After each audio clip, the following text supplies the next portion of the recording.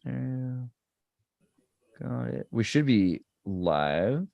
Okay, and then I get to push my. Wait. We're making this happen. It's gonna be great. Boom. Okay, and.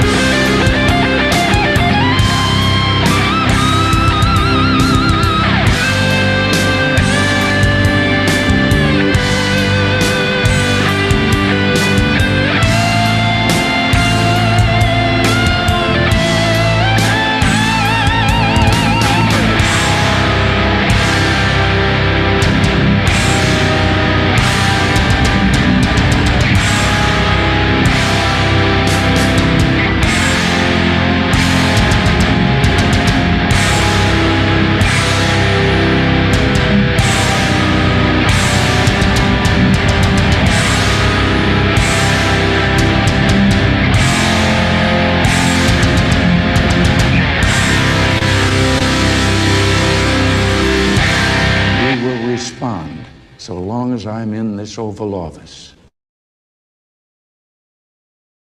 Up. Sorry. Welcome to Ubermeme. I'm Andreas Exertus. I'm here with Raphael, and we've got Rayo. Is that correct? Yes, it is. Welcome to the show. I'm calling it Ubermeme. It's kind of a working title. We might come up with Naropa. I don't know. You guys come up with ways you want to describe our intellectual morning session as I'm considering this because it's before the evenings. Anyway, Rayo is all about self-liberation. He's talking to us right now from the Ghost laptop, right? The Ghost book. Is that correct? Yeah, the GhostPad. Yep, the privacy hardened laptops. Yeah, so explain a little bit about that. I'm going to open up a page on it, but what is the GhostPad? Yeah, so basically the premise behind it is that anything you purchase off the shelf, it's they all have, at least laptop wise, they come with something called Intel Management Engine, and these things are basically second computers that you have no control over. They can turn on anything, they can take over your entire computer essentially. So one of my buddies, Jamie Baconic, he's been hardware hacking these for like 20 years. Now there's only a handful of these things that you can actually do it to. A lot of times when you take out that management engine, it actually bricks the laptop so you can't use it. So he's got, I guess, a few models available now, and his newest one is this content creation GhostPad that I have. It comes with Ubuntu and the Ubuntu Studio or whatever. So it's like a free and open source, like all video creation, content creation laptop on a privacy hard laptop. So we offer those over at libertyinteract.com and his website, ghostpad.net. And, so explain that really quickly. Like, so why can't I just use Kali Linux, or why can't I just like have a secretive? What do I have to do to have a safe laptop? What's going on that you need to? What's the deep, deep hardware part that you're changing? Yeah. So essentially, and the way that I like to explain this is that you could put Linux on any, on any computer. I guess you put it on a lot of devices too. But if you don't own the hardware, if it's not, this open source privacy respecting hardware, it's going to be spying on you. Anything else off the shelf is going to. It's going to be ratting you out and doing all sorts of things. So what's significant about these is that that management engine is taken out. You actually have full control over your computer. It's not like I had this laptop from this Windows laptop from 2013. There's like 1,000 apps that open up on startup and I can't turn them off. I don't know what they do, but they're just there. It's a bunch of bloatware. So like I've noticed like so these laptops are like there's not really any like 2022 editions you can do these to as far as I'm concerned. These Yeah. privacy So hardened ones. what's the deal with that? Mhm. So if I had to get a, Lenovo, which is like the Chinese bought ThinkPad, right? It's from IBM. And so if I buy a modern Lenovo laptop or something like that, what happens if I try, you said bricks, what happens if I try to get rid of all these backdoor hacks that the government, the corporations, and everybody has built in? Well, you really can't. I mean, you really can't with Windows machines. You can obviously. I'm not saying like if you have a laptop and like the best you can do at this point is just put Linux on it. Like that's a step in the that's a really great step in the right direction. At least your operating system isn't going to be snitching on you. And that's kind of I don't let the perfect be the enemy of the good, especially in the realm of technology because privacy is not easy and basically we're doing the best we can. We're making it more difficult if someone wants to spy on us. They can't just find a backdoor and purchase it on the deep web or something, or just however it's done. It's not Right. just super easy to do. So we're making Yeah. it more difficult. Absolutely. David Elvion brings up hardware backdoors as well. I mean, that's the thing. All these companies are building these hardwares. Unless we can build our own BIOS and our own physical hardware software replacements, we're still, and this is even sad with Linux. I mean, it's AI is writing lots of Linux now. It is just, what is it, 3 or 6 billion lines of code. It's so big, it's impossible for anyone to have read all the code to make sure that it's safe anymore, right? And just to get this straight, Ray, what you're talking about, this management engine, is this actually the TPM, the Trusted Platform Module? Is that what it is? Which they introduced, I guess, I mean, there's 15 years ago, or probably they had many layers Wikipedia, beforehand. Yeah. But is this like the main thing to identify, or because who knows, there could be layers and layers of controls, starting from the routers and for sure. Yeah, for sure. I mean, this is the big thing. I mean that'd be the biggest thing. Beyond that, I don't know what else. I don't think he does much else with hardware. I think the management engine is really the biggest thing. That's where you lose all the control over your machine, is that secondary computer. So once that's gone, then you actually own your machine. So I guess that's the answer that I could provide. Jamin might be able to go more in depth. Well, he definitely could go more in depth with it, but that's about the limit of my knowledge. It's amazing. So I've been watching a lot of the DEF CON videos, and how convenient it is now, because the data is out there for so many chipsets and devices that it's pretty convenient for groups to get into content, to equipment. But it's really what's terrifying is also the backdoors in all of these smart refrigerators and things like that.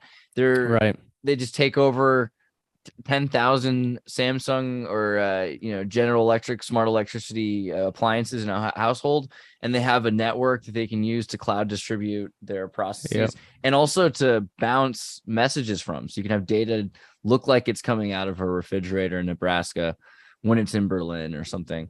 So, I mean, what do you think about the online security set that, the world that we live in, I guess so I guess privacy on the internet. Essentially, my recommendation is always like, if you can get rid of your cell phone, like your smartphone, get rid of it like altogether. But if you can't, at least get something that's not going to just by default, by default operation, be spying on you, doing all sorts of really atrocious things. But that's I guess that's. I was gonna say that's something about cell phones that blows my mind. So, like, because radio transmissions, there's no wires to cut to intercept. Like, there's no need for in most circumstances, you don't need warrants to digitally copy a radio signal. And so because of that, all the Qualcomm chips data is, you can access it pretty easily if you know how to access it. And there's no protections really. Yeah, there's definitely no protections. I guess that's so the GhostPad and the Ghost Phone I've kind of mentioned here. And I will just because we're talking about overall internet privacy. Well, obviously, like the use of VPNs and Tor are great. And 2-hop VPNs are better than 1-hop. And I guess just a really simple recommendation, what I use at least right now, for the Free Republic of Pasnia, this network that we're building, we're working towards or I guess it's kind of in the works, our own kind of private, decentralized, like VPN Tor networks. So, Sweet. but at What? this point, I'd recommend Proton VPN because they have a 2-hop VPN option, and it's their operational security is really, really, really solid as far as I can tell. I just found out So I guess yesterday. So one of the documentaries I put up on this channel, somebody told me they couldn't watch some of the scenes on mobile, and someone else said they couldn't watch it without a VPN, or someone else said they could only watch it with a VPN. There's all kinds of weird circumstances where they're saying certain people can watch something, and it's completely transparent. If you're this person, they don't want you watching the video, and just tell you that. And if you're from this place, if you're using this device, instead of if you're at home on your desktop, maybe, but they don't want people just on their phones running around the city watching, these documentaries. It's weird, right? I mean, there's something else that's crazy, and I just want to bring it up just because it's so recent. And I also want to say, Andreas, don't put it on the screen. If anyone can do this, I'll even try this right now. I mean, guys, if you're watching live, maybe open up a new YouTube tab, click on any video that you can find. And then what you do on the URL, let's see if it still works. You just remove the H from watch. Oh, and now it changed. This is very interesting. Okay. Very, very interesting. So there was the strangest type of redirect to a very, very creepy movie until yesterday. Apparently it had 2 million views, 2.5 million. And yeah, now it's more innocuous. I'm not sure. Does a channel page come up for you, Andreas? So what do I channel page? What do? I just go to any YouTube video or channel? Yes, and you remove the H. The dramatic effect is gone now because the video that was linked up until yesterday is gone. Let's see if it's still consistent though. Yeah. Now it just shows a IHP channel. Oh no, but it's still related because you see it says a description. Do you see the channel IHP? I don't. Can you can't show me? You don't want to show the screen? Oh, I can. Let's see. I kind of know because the creepy video is gone. That was just why I don't want to shock people with this, but the video is gone, so it's a different link now. Let me see how I can do this. There's a share button. I added all participants can share. Yeah, but if you if you take the W out, it was redirecting. So were they doing this on purpose, you think, to give a lot of views to this one page, perhaps? And there is even something that's still related. Let's see. I don't want to share whiteboard. I can select the window application you want to share whiteboard. I only have a whiteboard. I'm sorry. Can you share your screen, Exertus? It's not letting you. Okay, I can share my screen. Yeah, just tell me where to go to. So do you go? You open up even your own video, any of your videos. Okay. And then remove the W and make it H. The H. Remove the H. No. The H.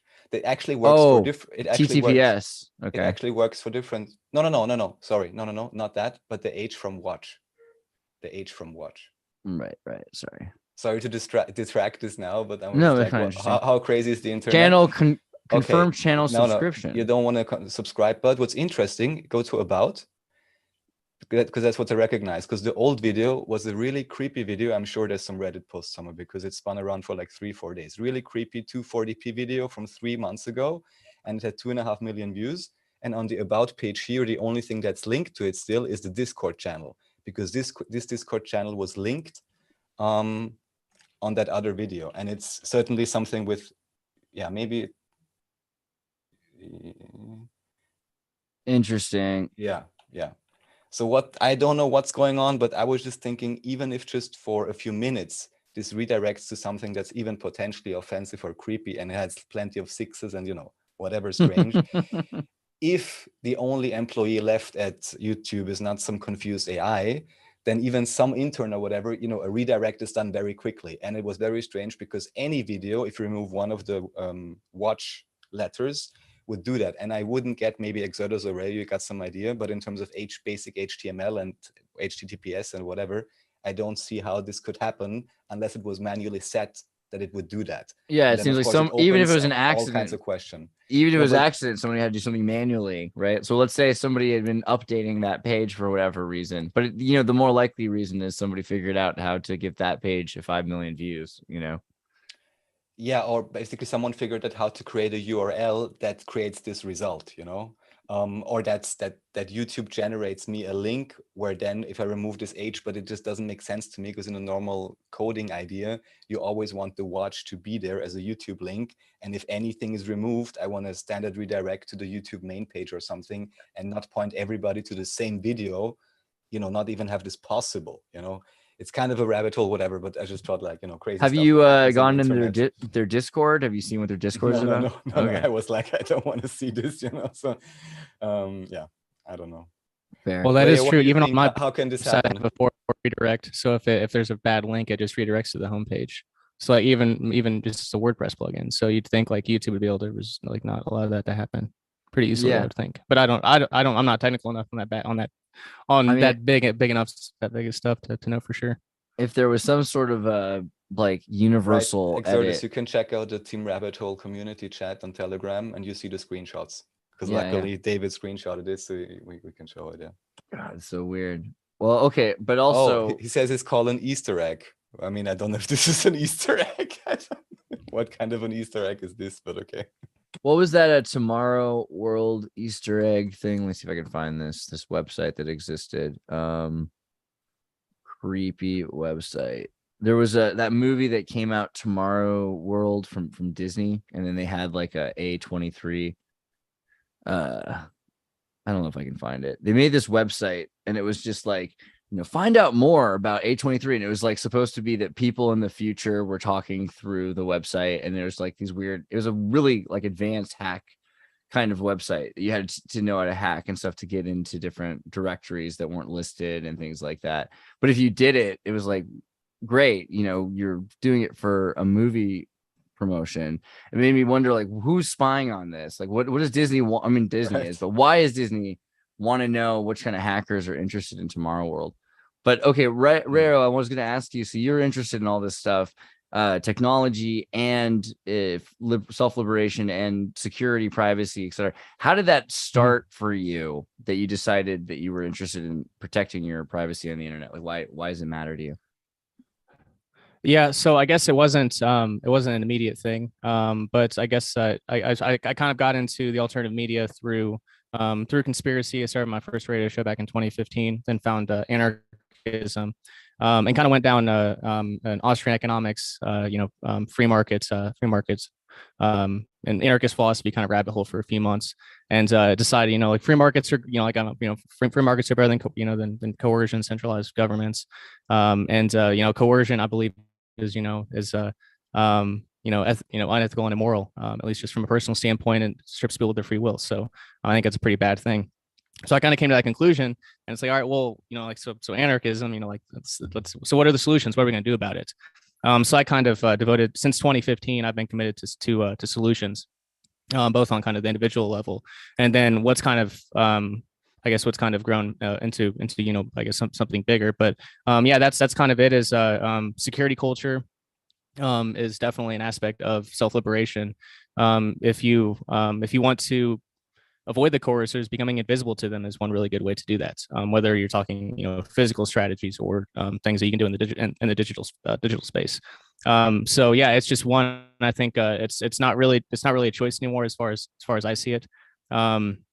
Well, yeah, from my personal perspective, I think when you take control of our hardware and our devices, and then obviously in the physical world, things are kind of I guess devolving in a certain sense, in the servile society in Babylon, whatever term you want to call it. So I think a lot of these things are just just if you want to have kind of these alternative views, you kind of have to be aware of some of these things to kind of make it, I guess, per se. Not to fearmonger or anything, but yeah, but we're kind of some of the. I mean, let's fearmonger for a second. So there's September 11th had the Patriot Act. We've had FISA. We've had all sorts of different beyond the Patriot Act things that have been spying on us. And then there's what's it called? Pine Gap, right, in Australia. There's all of these different military projects. Then Google itself and the corporations have overseas satellite corporations, and then Facebook bought the record companies that were they have private investigator corporations they own that went around buying up all the Blockbuster video records. So they had all the records of what people like to watch offline and things, and their credit card records. Wow. And things. I mean, where are we at with like data, in general? Had you seen Shadowgate? No, what's that? I'm not sure how banned this is. I think it can be mentioned. It's fine. We can do it. It's Millie Weaver. She was an ex InfoWars reporter, I guess. And then she did her own stuff and did this report. Pretty interesting, because it suggests at least that it's possible that, surprise, surprise, someone could build some supercomputers, tie them in, and basically wiretap the entire internet, If, of course, we know about delayed release and controlled release of technology, this could be feasible. If I always hold back computers 10, 20, 30 years, it could be easy enough to capture all the bandwidth, so. Yeah, and Millie wasn't she like arrested pregnant right as COVID started or something? Yeah, there was a huge thing where she also explains about it, and it happened actually kind of in concert with the release of this movie, from what I understand. So it seemed that at least she was ruffling some feathers, how you say it. There you go. Yeah, this has come up a lot. You guys saw I did the interview with Blake Lemoine on the AI whistleblower from Google.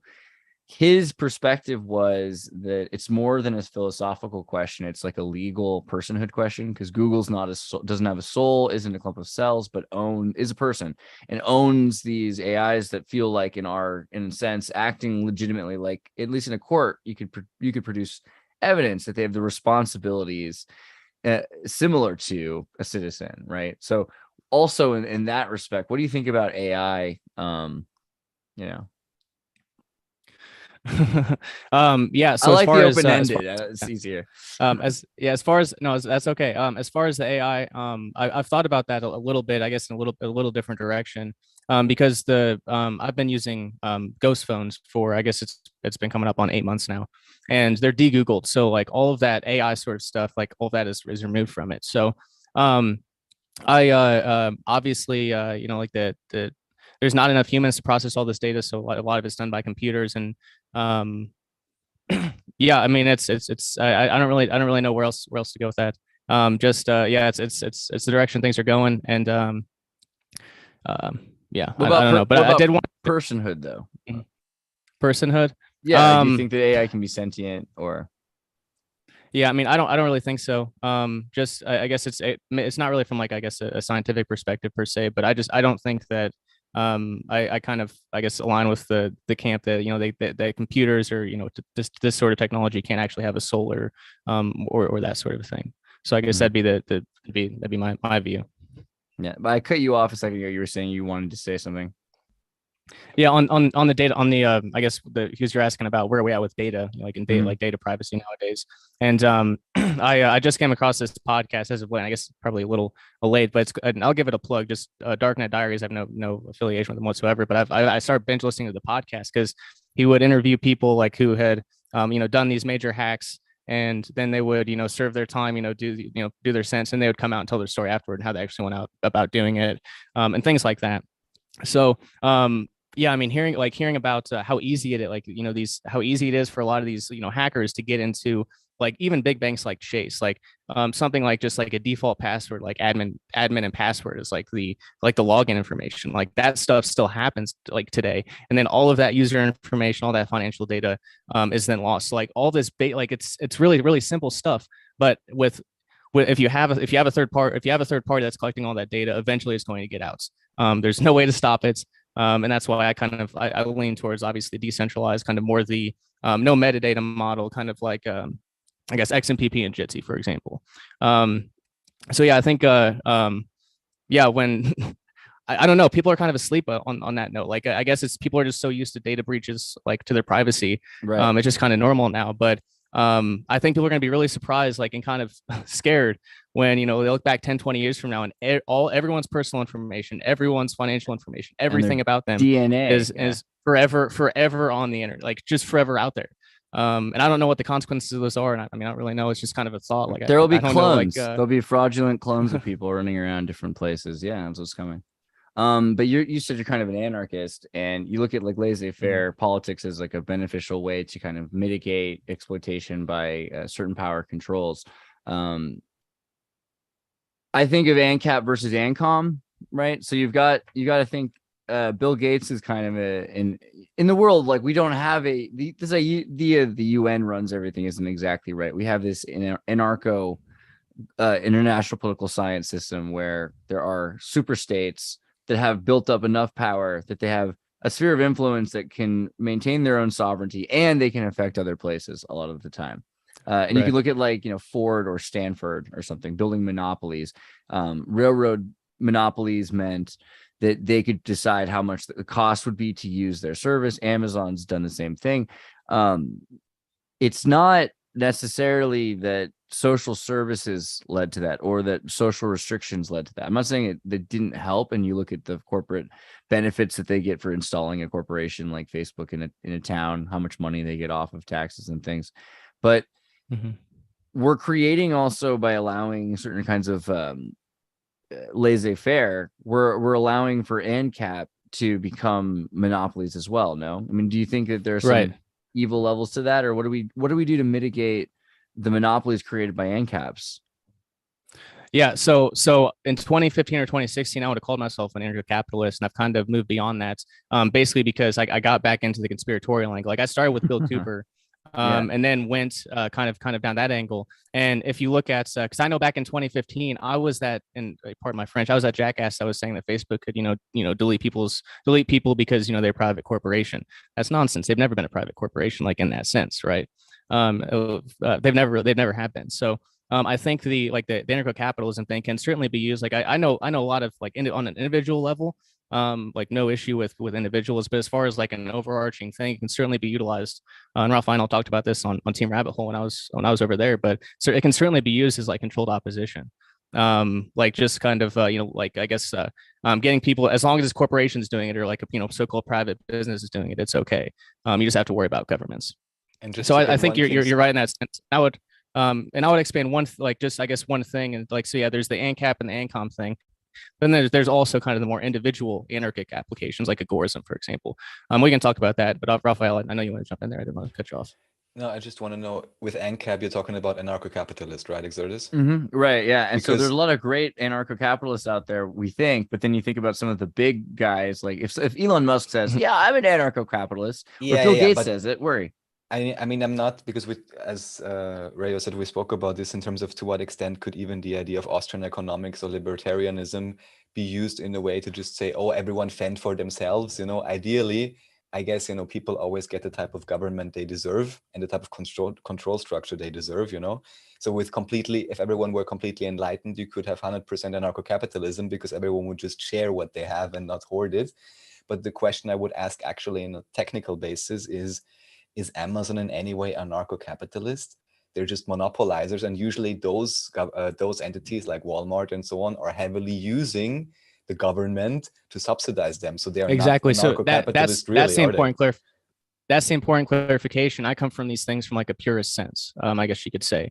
Because if you don't, like, if you have principles, you don't live by them, what the hell's the point of the principles, right? Like, that's kind of the angle I come from. So like the anarcho-capitalist argument to that would be that, like, well, Elon Musk takes how much money from the state in the form of stolen tax dollars.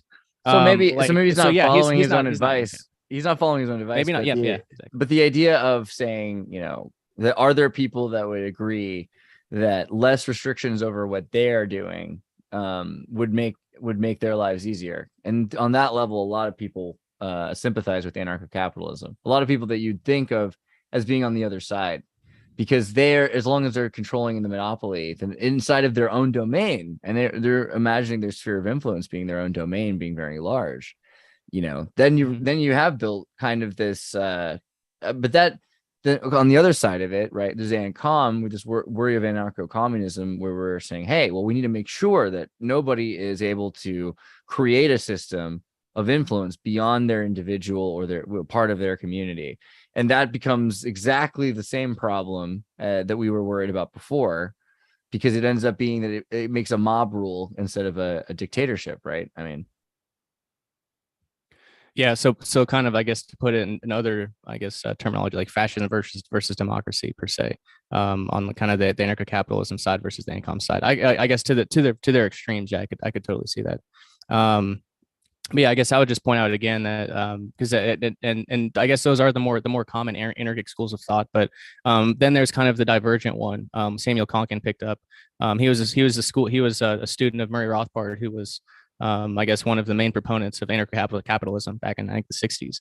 And Konkin kind of took it the other direction, and he said that, like, the way you starve the state is by utilizing black and gray markets, by starving them economically. And I don't think that's necessarily like, as far as like an overarching strategy, that's that's necessarily going to work, especially when you come at it from like the conspiratorial, like I guess kind of conspiratorial angle that like how controlled the economy is. The solution isn't just to like free the markets and it's going to solve itself. Like it's not in this world that we live in at all. We just So, saw Federal yeah. Reserve officials increase interest rates for the fourth time in 2022. I think it was 88% of all dollars were created in the last 2 years now. What do you think about the rapid inflation in the economy? Yeah, I mean it's happening quick. It's happening quick, and it's yeah, obviously no surprise. So no surprise to me. I've been following, I guess, not for super long, but regardless, you look back and you look back in history and central planning and federal and central banks, and this is just the it's the boom and bust cycle. As the Austrians were right about that. There does seem to be a boom and a bust cycle that continually happens over and over again. So we're at this point, and a lot of people are going to be hurt, and but I think, I mean, at the same time, I think there's a lot of opportunity for alternatives like Bitcoin and things like that. So, yeah. Bitcoin's up today. So what do you think about Bitcoin, right? I mean, we've got some highs and lows. People are always worried. The background info I have, I just like to shove in, is that apparently after some busts, the entire commercial activity of the dark web has shifted to Monero. Because it was still somehow traceable or something, and apparently everyone shifted. Though I'm still wondering whenever actual use cases or network effects will really determine the price and not some kind of, I don't know, hedge fund. I'm not sure how it's going. Yeah, for sure. The price, I don't really look at like a Bitcoin versus fiat price too much. But yeah, I guess as far as Bitcoin, privacy on chain is not good. It's not good by default. A lot of wallets have really bad defaults by default, to be redundant. So like I've been, I guess, looking into the past couple of years privacy wallets. And the most recent one I've been digging into a lot, and I've really been enjoying is it's called Samurai Wallets. And so basically what you have to do with Bitcoin is you have to provide a lot of obfuscation. You want to, like, I guess, disallow as much personal information to, or you want I guess, instill as much doubt as possible into these chain analysis companies as possible. So it's not necessarily about like becoming invisible, but it's just about creating doubt to where they can't say with like any certainty that this belongs to this person. But then you get into things like coin joins, and you can increase the anonymity set, I think is the term that they would use, that these folks would use to actually increase increase Bitcoin privacy. And I guess the way that would work, just for the easiest example, and this is kind of the way that Bitcoin privacy is right now. It's everything through Samurai is done through Tor, so that's another element to it too. But basically, coin joins, like if you have 100 people who all have a brick of gold, and they go to a smelter, and these are all serialized bricks of gold. They go to a smelter, and everyone gets a new piece of gold that has no serial number. You can see that 100 went in, and 100 went out, but you don't know where they went and who they went to and what amounts they went out in necessarily. So that's kind of the idea behind that. So as far as Bitcoin in general, I think privacy on chain by default is bad. I think there's some really interesting innovations. I've had to test it out myself, but I've seen some good results from it. There's something called coin debit, and you can scan a QR code, load it with Bitcoin as if it's a Visa debit card with no KYC, no personal information, and you can use that anywhere that accepts Visa by just loading Bitcoin onto it. So for me and a lot of folks like me who trying to use Bitcoin more, there's a lot of really positive movements in that direction. And then also just you can buy any gift card with Bitcoin through numerous outlets. So for a lot of us that are trying to live on Bitcoin, not on fraudulent, centralized, fraudulent currency. There's a lot of options of Bitcoin as far as I see it. And you did mention Monero. I used to be kind of a Bitcoin maximalist, but I'm opening more up to Monero just because I have seen the problems with Bitcoin privacy, that there is that extra technical step of coin joining, which a lot of people just won't do. So it's a lot easier for some folks just to use Monero, and I think that's okay. And I also think it can make Bitcoin more private in the sense that if you go from Bitcoin to Monero and then back to Bitcoin, that's another layer of Bitcoin privacy too. So yeah.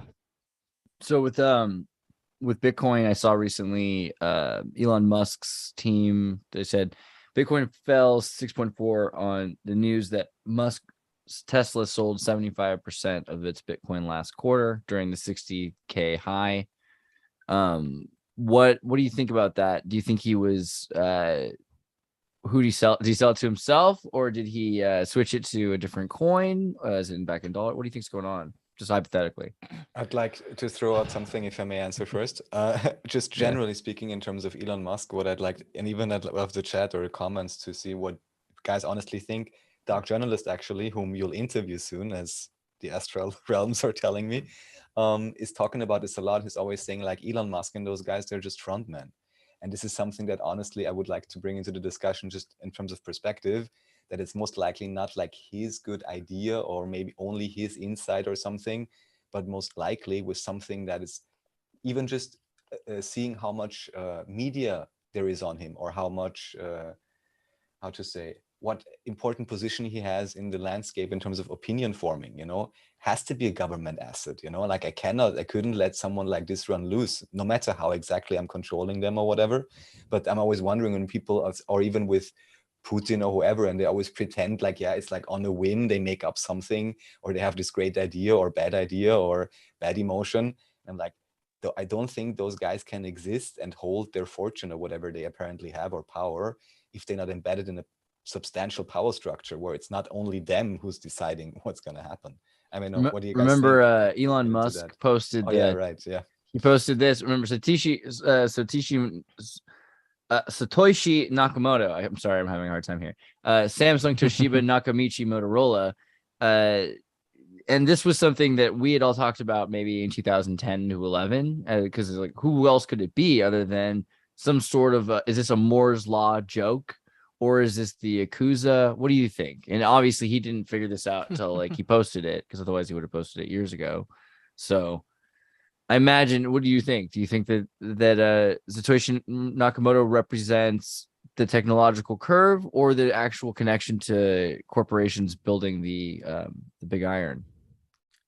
And so that's a good question, and I don't put anything out of the realm of possibility. And obviously, with something as I think as liberating potential as Bitcoin, obviously anything like that, they attempt to co-opt it if they don't, or whatever.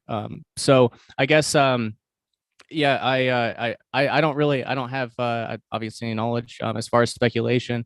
I don't really. I never really, I kind of, I guess probably back in 2015, I did look a little bit into kind of go down the who is Satoshi rabbit hole. But it's not really something I dig into much anymore. I don't really see it as relevant. And that's why another reason why I think Bitcoin has that potential is because there's no figurehead that they can come after. Well, that's what I mean. So why is it, is it not relevant even if it's the NSA, or if it's Ray Kurzweil's quantum computer singularity? Who is it? Who does it? Right. Who could it? Maybe it's like the internet. Maybe it's like the internet where obviously there's a lot of use cases for it, and it's having a lot of beneficial ones like this conversation, I would say. So maybe they started it and it got out of hand quicker. I doubt that. I doubt that. I doubt that from looking back at like the Bitcoin talk forums and some of the early conversations that were happening. I don't think that was the case. But obviously, I've heard some interesting conspiracy theories about the NSA and CIA, like using Bitcoin to pay overseas offshores accounts. I have heard that. Yeah, and for like money laundering and stuff. Like obviously they would love, so the government would love something like Bitcoin too. So I guess the similar thing with that is that like a lot of people say like, oh, there's no encryption that's useful anymore. It's like, well, the government uses encryption too, so there's an encryption standard that works. So like PGP, even though there may be like CIA funding, like there may be not necessarily PGP, but there is like sometimes some money that gets funded to these encryption projects because these outfits need privacy too. So maybe they built something that they needed and that might have gotten out of hand, I guess. But yeah, again, I don't put anything out of the realm of possibility. I got into all this through conspiracy. So like through Bill Cooper's. So when I never really looked too much into like Elon Musk and Putin and like the figureheads of corporations. But yeah, I guess that was kind of an answer to the previous question. Yeah.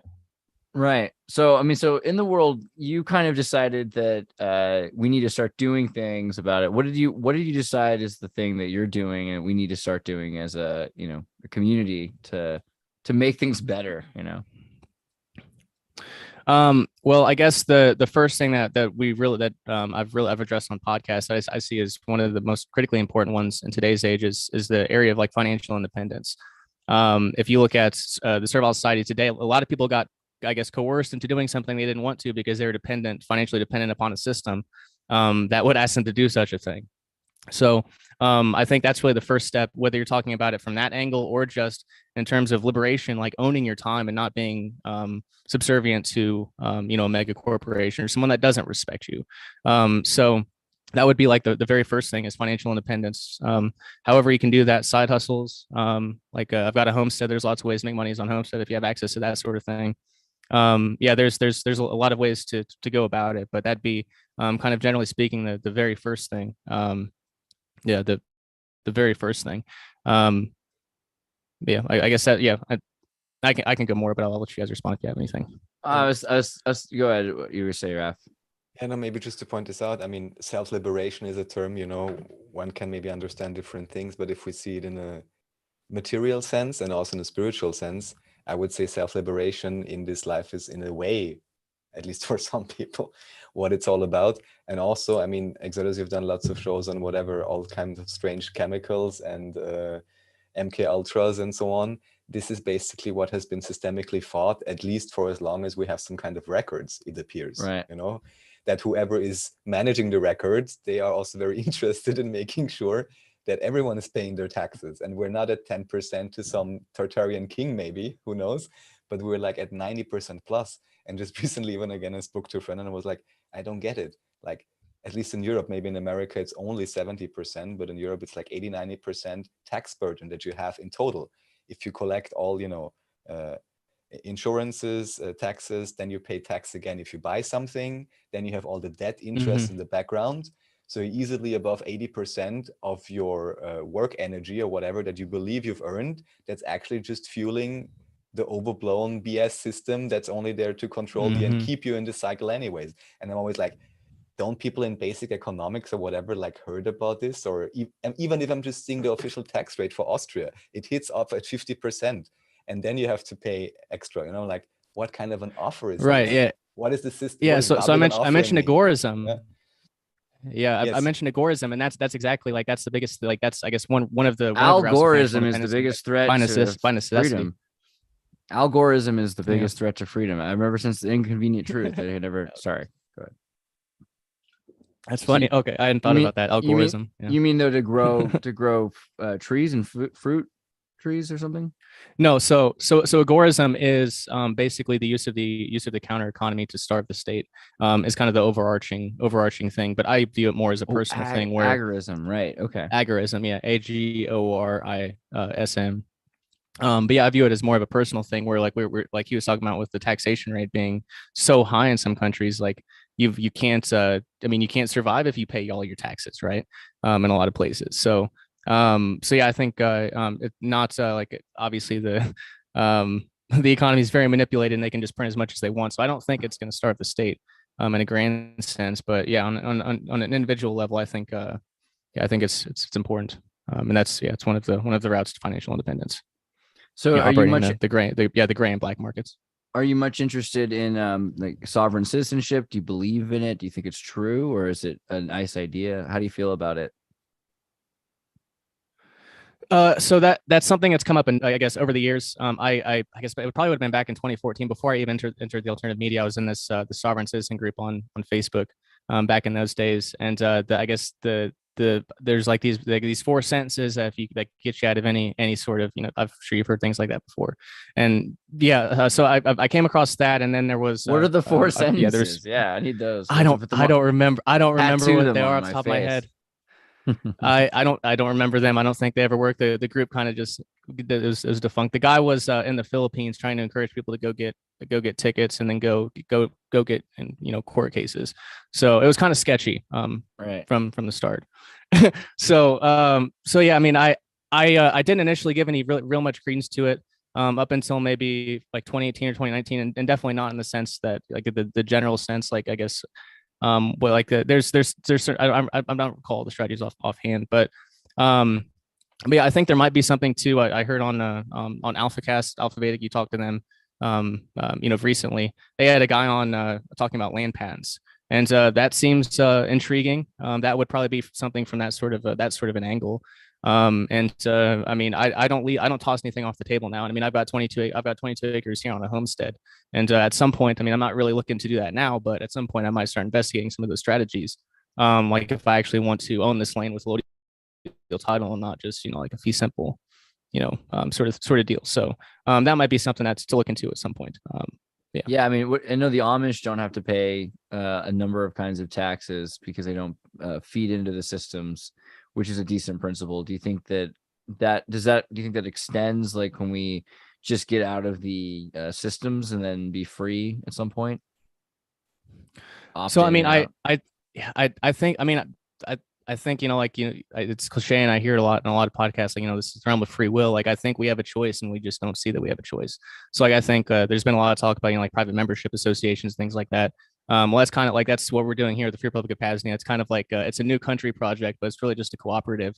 And if you just serve, private, if you don't serve the public, then you don't fall prey to a lot of these stipulations. So I don't like, I haven't looked deep into it legally, but there are a lot of really smart people going that route now, and it seems to have worked with people selling raw milk and products like that, and throughout the years. So yeah, I think it's plausible.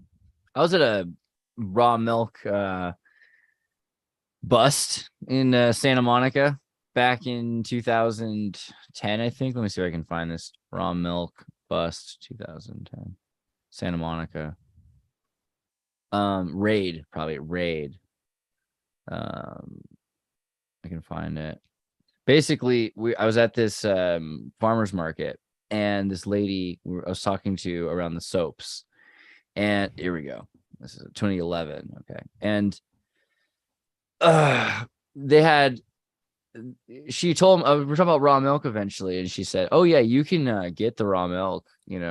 It's just around." And I was like, "What do you mean?" She took me out of the back of the parking lot where her station wagon was, and in the back she had a bunch of raw milk that was being, well cooled and well taken care of and everything.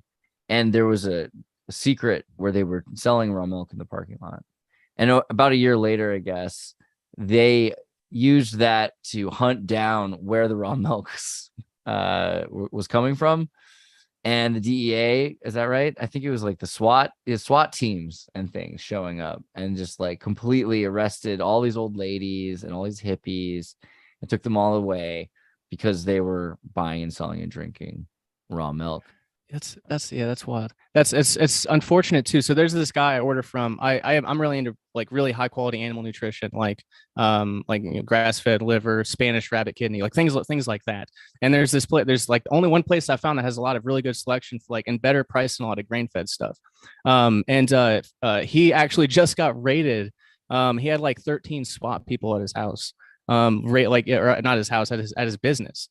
And it's wild that like these things happen. They send people with guns and for people trying to sell high quality animal products. It's wild. Yeah, why do you think that is? I mean, so like we've heard of the dairy mafia and all this stuff. Like, is it just companies trying to keep their products safe, or is it more of a control of society?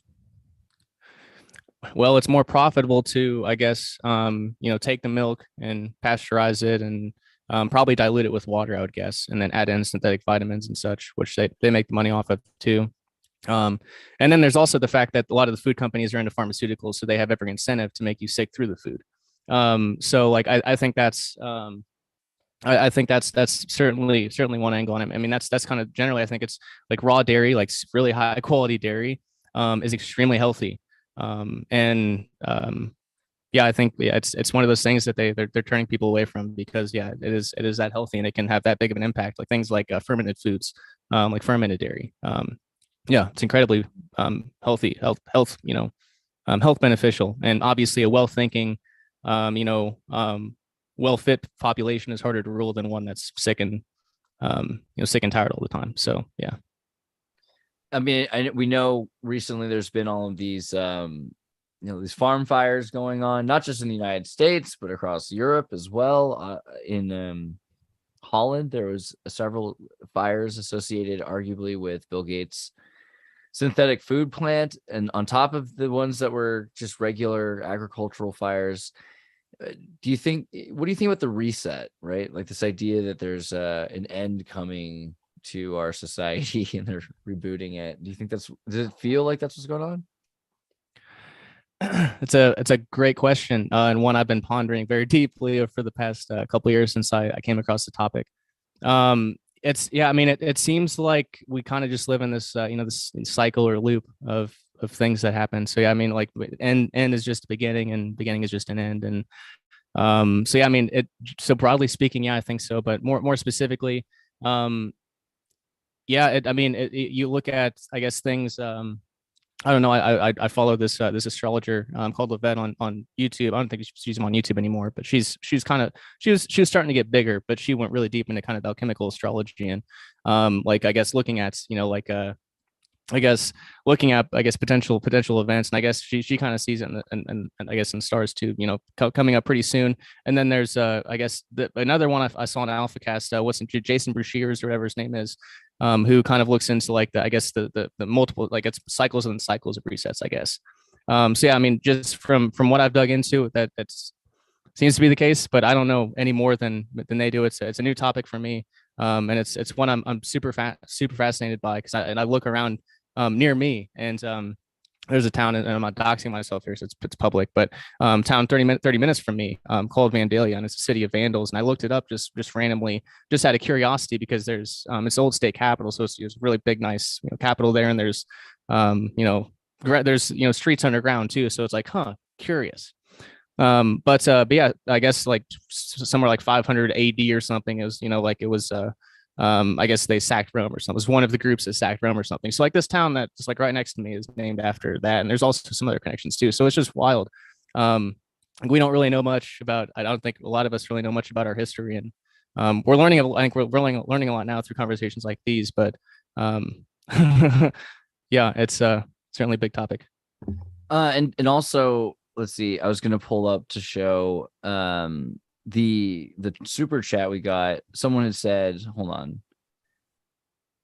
Kent Wood sent, Nakamoto translates to central, or one who lives in the middle, and Satoshi translates to wise or clear thinking or intelligence. So maybe wise thinking, middle one, or central intelligence. So I mean, kind of an interesting way to look at it. Both just as likely. Yeah, right. I mean, yeah, so even from my most basic Japanese, and because I heard this before, and this is correct, and it could very well mean Central Intelligence Agency. Yeah, so yeah, in the middle, and yeah. Yeah. Do you think? So do you think there will ever be a global government, like fully just completely runs everything? That was kind of obviously, yeah, coming through it from Bill Cooper is all about the New World Order, and the one central communist government. But I don't know. It kind of seems like, and again, it's kind of where I think inter-capitalism might have been used in this thing. That to mitigate I don't know. It kind of seems like it's moving over to, like, the states are getting kind of are getting unpopular, and like it seems like the corporations are, or it's like the control is going back over the corporations. But when you think about it, though, like economy. I guess it's always been kind of ruled by, I guess, big fascist corporations like that, right? When you look back at like the trading companies, and like the Virginia Company. So like it's so you had that, Dutch. And then you went to governments, and now that's becoming unpopular, and it's now time to go back to that sort of a rule. I don't know. It's something I've thought about recently. That it's, again, we're talking about cycles, or just going back to maybe. I hope not. Elon Musk talked about the Mars being under a corporation, not a state. I mean, it's going to be the Elon Musk company, the Martian Musk company, or whatever. Do you think life is more or less difficult to be successful in the modern world than it was in the past? Like in 10 years and 1,000 years, 100 years ago. Like, it's an incredible question. And I would definitely say easier in this day and age. There's a book that's really popular among Bitcoiners called Sovereign Individual, and like in this day and age, like international mobility is a great thing to have, and just in this time, like competition between states. There are going to be some states that are going to be, in a market sense, trying to, buy citizens, and they're going to have, luxurious free places, for example. And you just got to be mobile and be able to find those places where you want to live. So I guess that's one angle. Beyond that, I mean, despite despite what it seems to be like an omnipotent state in the servile society, I mean, I think there's certainly ways for individuals and for groups that if they want to go, be left alone, they can be free. Like I found there's this place in California on this permanent autonomous zone website. They've had this like commune since like 1970. I never heard of it, but it's like really nice place. It's been developed, like it's on this directory and forum. So yeah, like as far as possibilities, build, especially with like like the internet and podcasts and things like that, connecting individuals. I think beyond just like things like that, permanent autonomous zones, big overarching networks like a network of permanent autonomous zones. So we don't even need the servile society. We produce all our high quality food on our self-sufficient homesteads. We don't have to cater to grocery stores anymore. We have our own infrastructure. We have like eventually we have our own mesh networks. We don't need their centralized internets. We have our own means of communication, our infrastructure in terms of like GhostPads and things. Anything that's a human necessity, we can replicate that more so. So I think in terms of like what's possible, yeah, I mean, I see lots of possibilities. And even like in the realm of free energy too, and in alternative health. I mean, we've got an aqua cure here at the Pasadena Department of Health and Wellness, and we just this past week got an authentic, a genuine Rife machine. So, I mean, there's a lot of like, I mean, so just speaking on that individual level, yeah, there's a lot of really awesome things in the works. Man, I want to see the Rife machine. I can't wait. How long before you're gonna be able to test that, you think? So I've got to get a cable for it. And then I have to program the frequency generator, which I guess is essentially just putting in the frequencies, pre-programmed frequencies that I want it to run. So I don't think it should be hard. I'm hoping within like a week we can actually start testing, because awesome. I've already got so-called type 1 diabetes, and I've already got like my regimen figured out for what I'm going to try to do. So wait, when did you find out you had type 1 diabetes, or have you known that all your life? I mean, since I was 15, so it would have been 15 years ago. Wow. So what happened? So I've had it for a while. How did you get it, or do you know what happened? Well, obviously they said it was viruses, and they had no idea. But I don't know. I mean, it could have been any dozen things, but what I keep coming back to is either vaccines or glyphosate. Wow, yeah. I guess one of those two things probably. But I mean, there were plenty. I didn't have a really good, healthy lifestyle growing up. So I mean, it could have been any number of things. Were you eating a bunch of like junk food or like fast food or all that stuff? Oh yeah, all of it. Yeah. The American diet. Alpha Warrior says, "Mad love to Exertus and Rayo for the Alpha Cast shout outs. We're all in this together." Thank you very much, Alpha. And then VBDC Seth from Venice Beach Dub Club says, "Isn't Mars a corporation in Total Recall? Mars Corporation." So, I mean, I think of Star Wars, Knights of the Old Republic, which, they decided they're going to not make, which I can't tell which is better or worse, them remaking the game or them not remaking the game. It's a sensitive subject to some of us nerds. But in the game, suffice it to say, they have corporations instead of empire. And in certain places, you go to Kashyyyk, where the Wookiees are from, and the Zerka Corporation runs things there in a lot of parts of space. There's no governance. They've come in themselves. So because of the chances for corruption inside of a company, they have to have their own Disney police. They have to police themselves, basically. And it works up to a fashion. But you know how it goes. Self-policing is going to have similar corruption as anything else. There might be some levels where it's more efficient.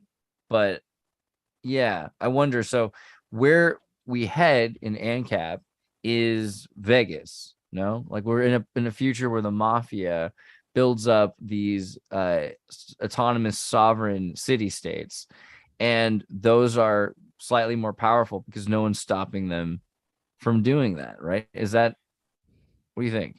I just want to say I'm a big fan of all these cyberpunk futures, but I prefer them in a pen and paper role-playing game or a video game or something. I think at least Mad Max is one of those big, planned out scenarios. Cyberpunk is a wonderful game. I've decided Cyberpunk 2077. you know? I mean, what they did with the AI, I wish Lemoyne would have looked over this, because it's a complete effing joke. Now, the police doesn't even work. I mean, it's, yeah, whatever. But aside from that, visually and so on, it's pretty nice. Yeah? But in terms of what it could have been, in terms of world building and AI and emergent properties, emergent AI, they did nothing. Really boring. But no, of course, I lost my point. So you guys go ahead. My fault. Well, I was going to continue. Oh, Cyberpunk. Oh, No, yeah. okay. So Krishnamurti is already dead, as we know. However, just like he said, it's a crisis in consciousness. And honestly, I don't see how, even as he says, physical revolution never changed human state, you know? And I want to ask the question to the both of you, is there any hope for positive development and more love, joy, unity, and wealth on the planet without development in consciousness? No matter what kind of system we would be using. You know? I think they're connected concepts. Yeah. And I think I showed this to Rhea once. I tried to look it up, but I didn't find it. There's a really great scale. It says like scale of consciousness and government. And on the one hand, it has like, you know, all kinds of more socialism and totalitarian structures. And on the other side, it has like basically enlightened self-direction, let's say, where no government is required anymore. And to me, I think this is kind of the promise of, how to say, consciousness itself or something, you know, to move away. And I think this is the self-liberation, move away from the being directed by others and whatever illusions and dogma and so on they heap upon me, and be directed by oneself, actually. You know, I think this is the real, yeah, like, so when you say oneself, do you mean like the greater, like the collective singularity kind of self, or what do you mean? Or your own self, your personal I mean, self? your own self. So really getting access to your intuition. There's, you know, from human design to whatever muscle testing, find whatever way works for you. It doesn't matter.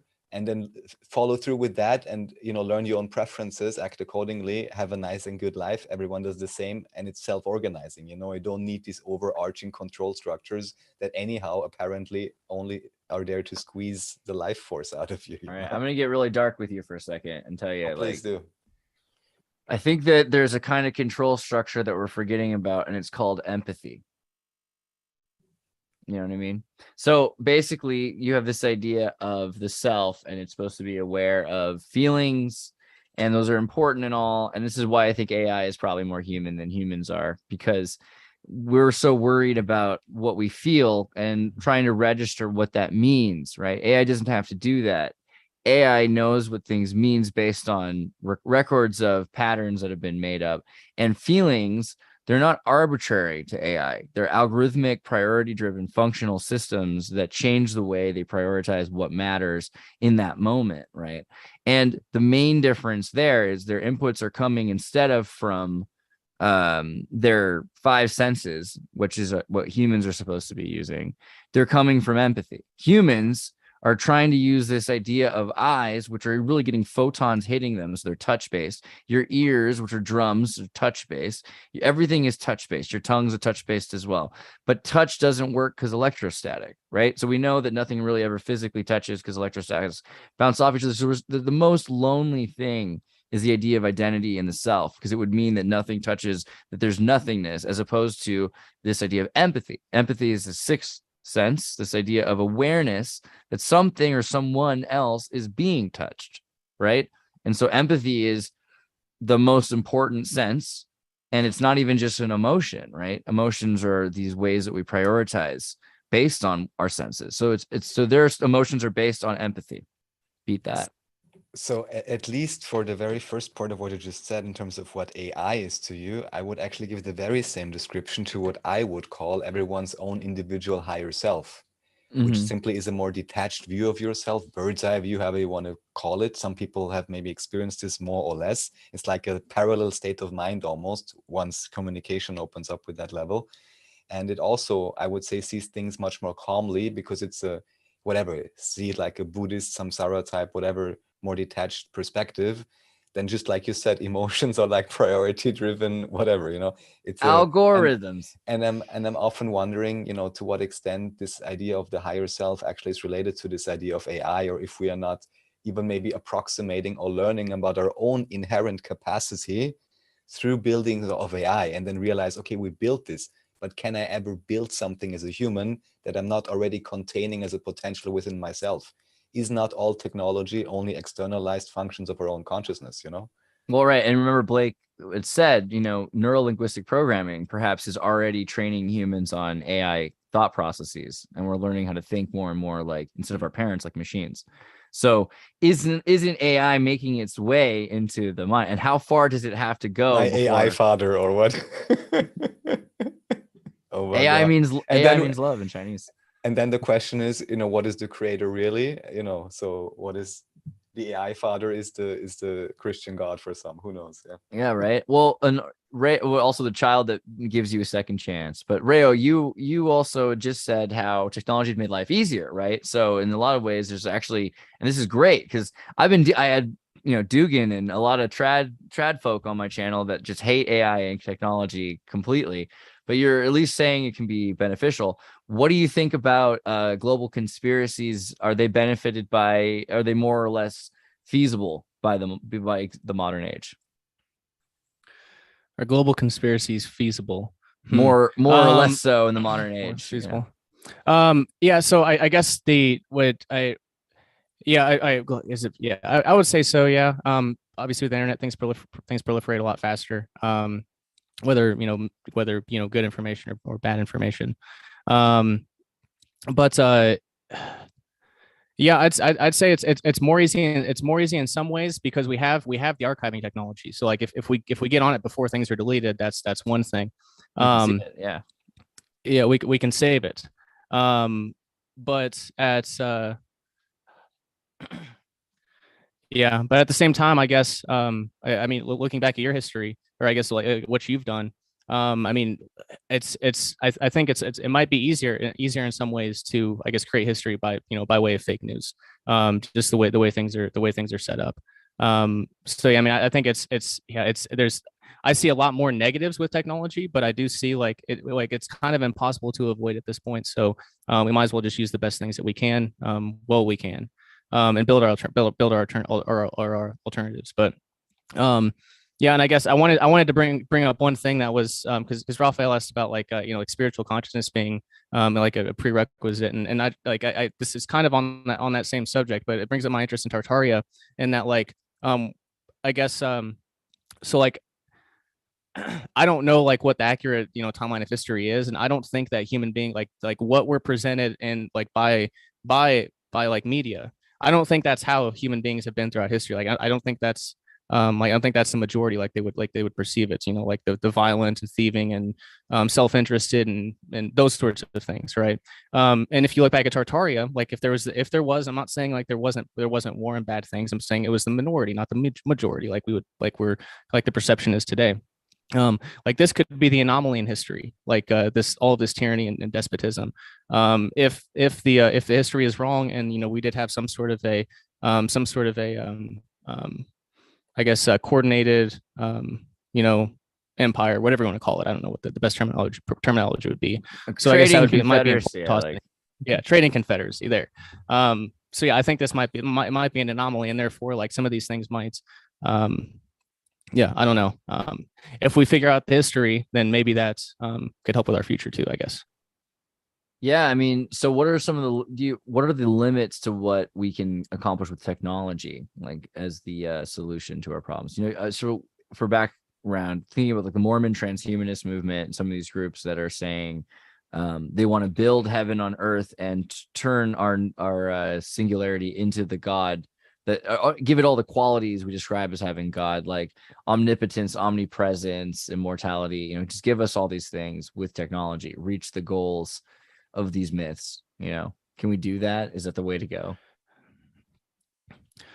I mean, I guess as far as I think technology can be useful as long as I think it needs to be in accordance with nature. Like we don't have to have these these detrimental so I think technology should be beneficial like overall. And obviously these are just my views. But yeah, I worry about like with the general propensity as things are going now. I think that's the wrong direction to go. I think there's a lot of people are trying to get out of their physical bodies and into like a virtual reality realm. And I think I don't know, people can do what they want to in that, but I think that's I don't think that's what we're here to experience per se. I don't think that's necessarily the right route. And Yeah, I guess that'd be the answer. Without, I guess, trying to inject too much of my own opinions and No, I on mean, what people should or shouldn't hey, do. it is what it is. Opinions matter. So I mean, to an extent, it's a show. I'm Right. curious because it's like you look at, so earlier you said you don't think AI can reach sentience. I think that would even be kind of an example of saying you don't think that technology can be used to reach everything. Like you can't use technology to defeat all of the. So what are the things we have to use outside of technology? Yeah, it's a good question, and I guess it would get back to definitions because, Right. I mean, it could because this could be like I've heard this described as a technological realm, and then therefore everything would be technology, right? So if we're distinguishing between let's say man-made technology versus, I guess, or I don't know, maybe analog versus digital. I don't know what the best divert, like, I guess, comparison contrast to be here, but I think you know what I'm saying. Learning from nature, Right. natural technology or something. Yeah. Exactly.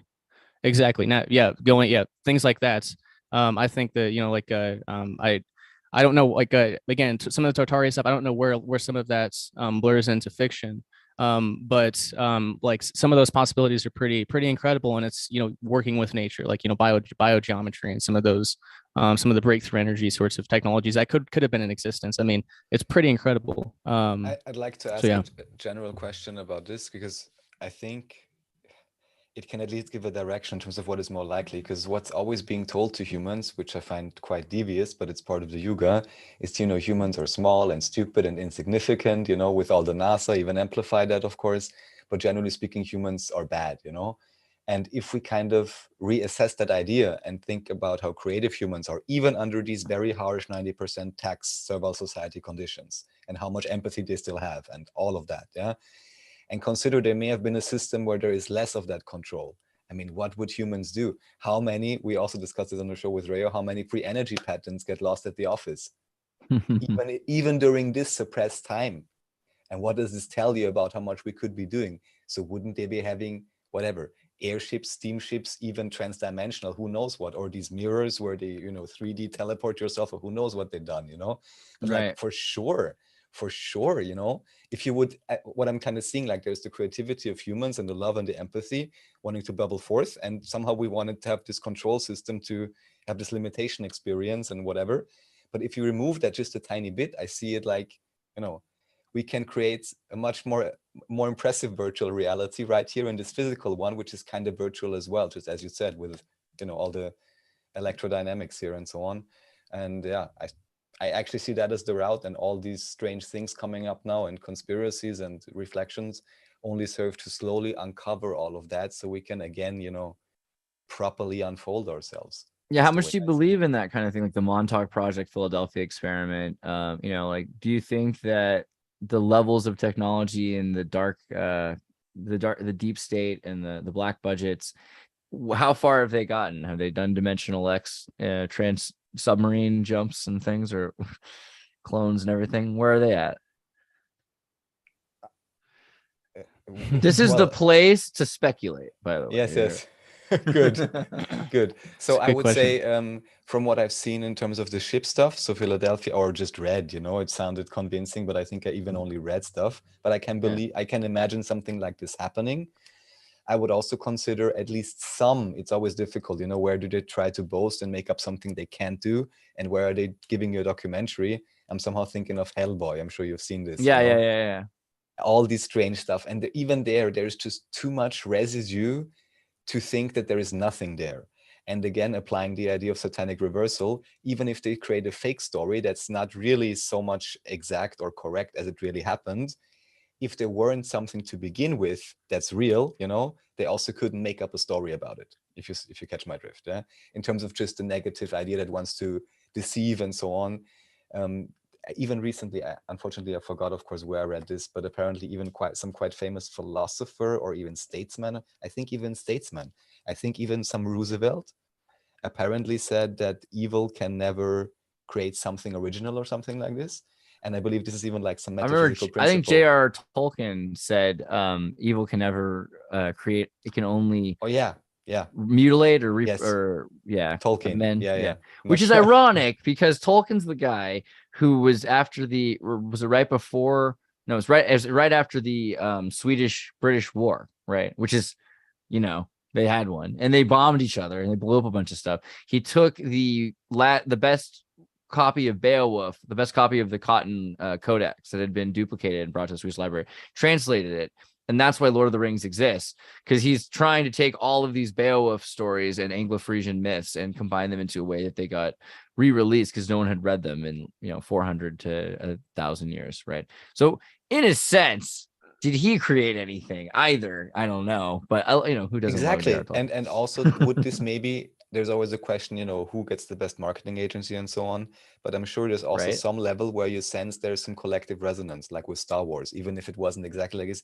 But there must be some themes at least, or something that we must be connected to. I don't think something otherwise can really get so crazy popular. But yeah, that's true. Yeah, I mean, C.S. Lewis, J.R. Tolkien, they have the conversations on spirituality that led them to become quote unquote Christians, and the book that comes out of that is Damien, right? So the story of Lucifer's son. So a lot of the time you have to wonder, what do they mean when they say they got drunk in a bar and they became Christians over the conversation? Like, what does that even mean? But I mean, do you think that right and wrong is so clear? Like, is it you just got to become a member of your local church or whatever it is and just go through with it? Or do you have to have all of these really abstract philosophical truths that complicate your life in order to be a good person? What do we got to do on the spiritual level outside of the technological level, even if that's spiritual technology? Yeah, I'm giving a very simple answer. So basic. Oh, yeah. Both right, of you go go ahead, for it. Raphael. Start so we can get Okay. at the same time, all of us. Yes, I'm giving a very simple answer first. It's very simple. It's maybe sounds deceivingly simple, but one can develop a discernment for it if one is honest with oneself. And that's very simply, if I have to choose anything, do I choose the path of fear or love? Sounds cheesy, but one can discern it. And it can be as simple as that. And of course, there's many nice abstract concepts to add on top. That's why Donnie Darko makes fun of it, because it's like the truth. That makes sense. All right. Rayo. So I guess mine would be like basic, I guess, little small L libertarianism, not the libertarian party stuff, but basic basic libertarianism is just don't hurt people and don't take their stuff. Go Mises, and like that's, go I mean, home, that's, yeah. I think that's kind of, I mean, that's the foundation. Beyond that, I have my own preferences, but they're they're that. Yeah. Just on a tangent, what do you think about the Mises Caucus and everything? I mean, kind of nice, right? Or how do you feel about them? They have one in U.S. Congress. So the libertarians or movements getting more and more Mises control. I don't know if they have one. Yeah, I don't think they're in Congress, Yeah. do they? They might with no, New I don't Hampshire. think the Libertarian Party doesn't win. They don't really win that much. They're gonna soon with New Hampshire. Yeah. The whole plan is they're taking over New Hampshire and they're gonna be able to do it, I think, by next time. Let's hope. Yeah, possibly with New Hampshire. I don't like, as far as the Mises Caucus, I think that's more of kind of an internal LP thing. But I don't know. I've never been. So like when I ventured into politics for like 6 months, it was around, I guess, the 2012 election, and I voted once, and I did like one little informational protest against the war on drugs. And after that point, I kind of just disregarded politics altogether. And even more than that, like as someone who was committed to solutions, to getting people like actual real solutions to like freedom, like I thought, real solutions that apolitical, not where you're not begging someone for your freedom, essentially. So like ever since then, like I kind of saw like Libertarian Party is like even worse than the Republicans and Democrats, because you have these people who want freedom, and like they want to start doing something about it, and then like what's the solution that's offered to them? It's like, hey, more politics, but you're going to lose like every time now. Is kind of like, at least back in those, and generally speaking, that maybe that's going to change, but that's been the trajectory so far. So like I've just kind of seen it as kind of I'm not too much into it. I'm not like I don't speak out much against it anymore. It's like people can do what they want to. But yeah, I just don't really focus on politics at all. I don't really see any routes there. I mean, you got the electoral college makes it pretty difficult. Do you see outside of like the democratic process, do you see other legal things that work? I mean, you were saying you're not sure if the sovereign citizenship works with the judge all the time. What are the things that do work for protection? So I guess the only couple things that really come to mind at this point, one pertains to, I guess, Vonu is freedom strategy, but I guess it's called legal interstices, and these are legal things that you can do that can make you more invulnerable to the coercion of the state and the servile society. Not all of them are like fun or liberating. Like one of them's a driver's license. Like you might have that so you don't get harassed if you get pulled over. It reduces your vulnerability to increase coercion if you have that. As one example, like I guess if you the don't gun have a show driver's loophole license, you're better off. You're saying. Well, no, so in terms of volume, making yourself more invulnerable to coercion, if you have a driver's license, you might be better off because they aren't going to take you to jail. How does for not that having work? One. How does it work? Well,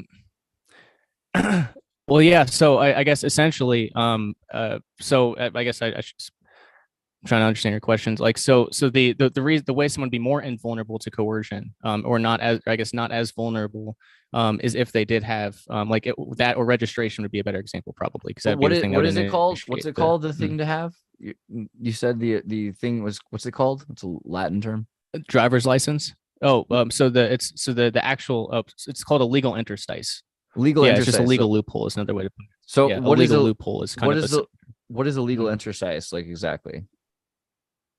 Yeah, so these are just like these are areas within the law that you can that self-liberators can use, but shouldn't rely upon. So they're things that, like, in the short term or interim, we can use them to make ourselves more invulnerable to coercion, make ourselves more free. But in the long term, they shouldn't be relied upon. Like, for example, the gun show loophole. Legal loopholes get closed, so therefore we should rely upon that if we're going to rely upon that for, like, our self-defense, for example. So yeah, that'd be all that it is. How do you get a legal interstice, though? How do you get a legal interstice? Well, they just exist. You just find them. You find loophole. You find areas within the law that you can exploit. Some of these more commonly today would be more international, like the international legal interstices, like setting up a corporation in a country with low capital gains taxes, and then only spending your money in somewhere that has, it's not a loophole, setting up your life like that. It's a feature, yes, but it's also I guess that'd be a more broad legal interstice, and maybe a way to think about it is just utilizing the existing legal structure and institutions to the advantage that we can. Is kind of the long and the short. I guess just kind of the overview of it, very briefly. Oh yeah, so like maybe if you have like a license in one state but live in another, and you have an address in several states or something like that. Yes, and a similar one, and it's not necessarily. I guess it doesn't mean that, like, so the strategy itself is called proxy merchants, and it's a second realm strategy. And the idea is that you want to limit your interactions with people that could coerce you, and in this time, a lot of the time that's the state. So these would be individuals, instead of having your property in your name, it would be in your proxy merchant's name, so that you don't handle interactions with them directly. They may not even know that you live on the property, for example. Or you may, live in an apartment that you're not registered to, or you may buy Bitcoin from a Bitcoin miner instead of going through an exchange. Those would be kind of the ideas, is middlemen to operate between the two realms. One of freedom, kind of the second realm, and then the first realm, one of the fiat government sort of thing. Can you create a I guess you can, right? I was gonna say, can you create a person legally that can represent yourself? But I guess you just create a corporation, eh? So you could create a corporation and have floating stocks like the Panama Papers did, so that whoever has all the stocks shows up. They're the ones who own the corporation. That's not bad. Yeah. I suppose trust would be another common legal interstice, way to protect assets from the state. Yeah, it would certainly be another avenue. I don't know much about it. I know Bill Cooper talked about a specific type of trust in the 90s. That was a really good one, but I don't really remember that. I'm not in a position where I need to really look into trust. So yeah, but it might be possible for somebody. What do you say? Oh, good. Just to give the Europe or Austrian perspective, at least in Austria, it's possible very easily to do something. It would be called an association or foundation, but basically costs like $30 to set up. And people can even use this, if they do it wisely, to kind of protect their assets. So it's kind of like the 501c3 for poor people or something like that. But here, at least, technically anyone can in some ways do this, which then of course kind of protects you if you ever get into trouble or whatever, or if people seek to extract wealth from you. and it's properly managed and transferred legally, just like the big boys are doing with all their foundations, this can help in some cases. Yeah. Anyhow, with the whole thing, with the person and personhood, I'm sure you know about this, the legalese, and what is my legal self, what is my real self, why are they addressing me in all caps, why I'm a slave, according to the system. It's a mess. Yeah, I mean, that makes me wonder, because if you've got this legal person, can you create another legal person just by saying it, or is it required to go through the paperwork? And is that what your birth certificate is? It's incorporating you, right? So I guess the only other thing I can think of in this regard, in terms of like creating identities or whatever, I don't think it's really the angle that you're going on. But there was I don't think it would work in today's day and age necessarily the way that the author described it. But there are a couple of books back in the 80s called The Paper Drip, and it was about how to legally, or not how to legally, but how to actually create multiple identities. But yeah, I don't know if that's necessarily possible anymore. Yeah, I've been difficult. And also in terms of government control of personhood, the idea that your social security is linked to value that you can get out. Do you know anything about that? The idea that you can get money out of the slave masters for owning you. Is that real? I've heard about it, yeah, but I haven't really seen anyone haven't seen anyone demonstrate its efficacy yet. So until then, until then, I hope I see it. I'd love to cash in if I can. Right. I've heard about them paying debts and stuff too. But yeah, again, I've never seen I've never seen it actually done before. I've seen more of these people end up in prison than I have of actual successes. Yeah, that's the problem. Aren't there some other conspiracies floating around claiming that whoever owns this largest Bitcoin wallet or whatever, maybe the US government, in a secret plan by the Fed to the one that's lost, start the economy or whatever, whatever huge amount there is or whatever they took from Mt. Gox. I don't know. There was, yeah, it's true. Okay, well, what was the thing I just saw? There's the Elon Musk moving Bitcoin. There's, of course, the Mt. Gox story of the Bitcoin being stolen. There's something like 100 million Bitcoins are lost forever. And I just was watching Danny Long's show, Danny Polishchuk, sorry. Ryan Long's buddy. Danny's got a show called Low Value Mail. And in Low Value Mail, he's talking about a friend of his who is the guy who lost that card that has like $300 trillion worth of Bitcoin on it. It was like 700 Bitcoin at the height of the value or something like that. So he knows that guy as well. So I think there are, realistically, there are a lot of people that have lost coin. And because of the way BTC works, they're supposedly lost forever. But I wonder how true that is, because I think those are going to be the things that they're going to figure out how to find the old signs for. And exactly. And here I want to know if there will ultimately be a technical solution or maybe tech assisted, because what I had been thinking for quite some time already is, oh, well, maybe then just, intuition will gift some psychics the right information, and because you need to be exact with the key, right? But yeah, it's just a key, so. But there's only so many times. Given, right? There's only so many times you can try the key. I think that's the thing. He's got one more try or something like that. Okay. And so they can't figure out how to duplicate it. Okay, because it's a particularly secure device, because otherwise you would have infinite attempts, I guess, no? If I'm correct. Yeah, I think that's the deal. Yeah, for the most part, yeah.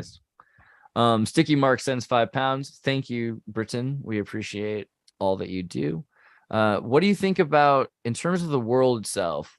Is it more of, if someone says, there are people working on trying to create these solutions that you're talking about, and we're not going to call it government anymore, we're going to call it this alliance of corporations and everything like that. How is it better than the New World Order as a government if it's just an alliance of these companies and, decentralized blockchain, our own people, but eventually is it going to end up just as bad?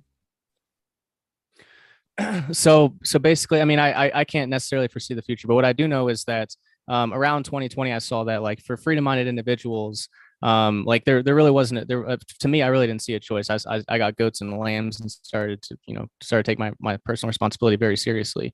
So I guess that's one angle that if we're, I mean, if it might just be a necessity, but at the same time, I guess the difference between this network is what it's founded upon, and it's founded upon, I guess, truth, peace, and voluntarism. People can go to paznia.com/sign and look at the Paznia Constitution, which basically it's very short, and it just shows the few principles that we align with as a network. And so it's the overall network, and then we've got other territories, what they call themselves. But how do we know it won't deteriorate into something much like it is now? I mean, I can't foresee that, but what I do know is, like, I know these individuals. I talk to them. I've known a lot of them personally for a handful of years. I've vetted them very, very thoroughly, just by knowing them. And as